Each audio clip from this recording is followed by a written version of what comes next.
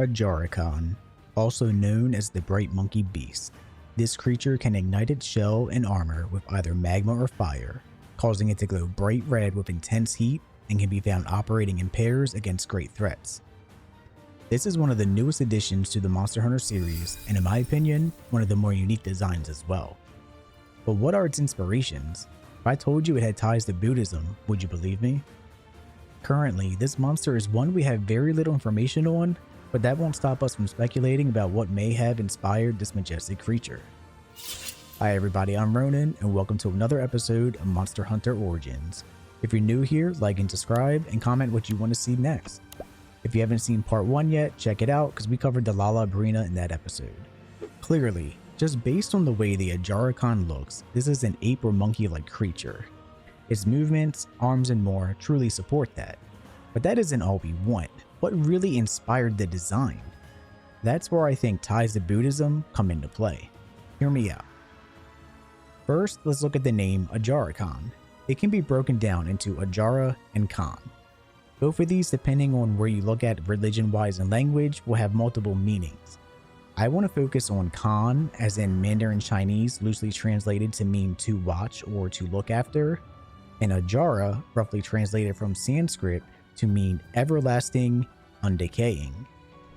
Put these together and you essentially have the everlasting watcher or guardian. Keep this in mind because this will tie in shortly. Let's look at Ajarakan in general.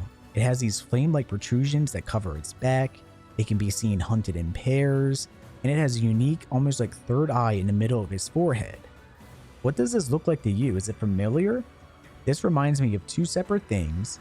Firstly, it reminds me of the Chinese guardian lion statues, and it reminds me of the god Mahakala. Mahakala is a deity common to Hinduism and Buddhism, regarded as the protector of the Dharma, which for lack of a better translation is the cosmic order or essentially like law of life.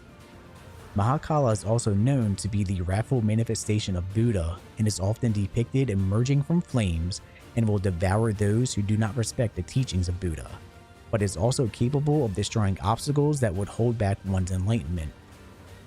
Compare his design to Ajarakan.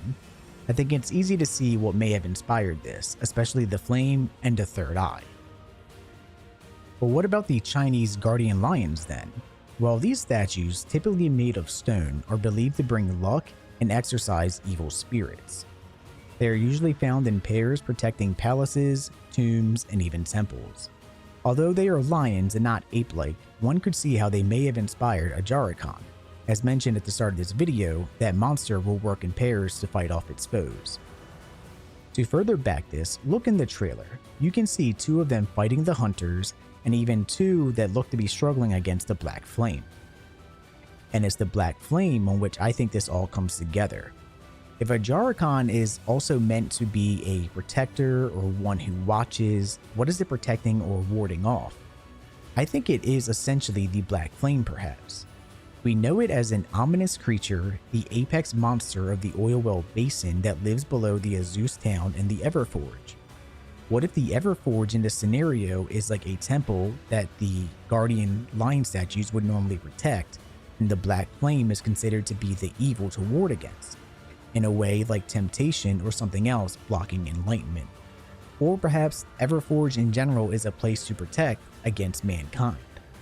What do you think? Do you agree, or am I completely off basis?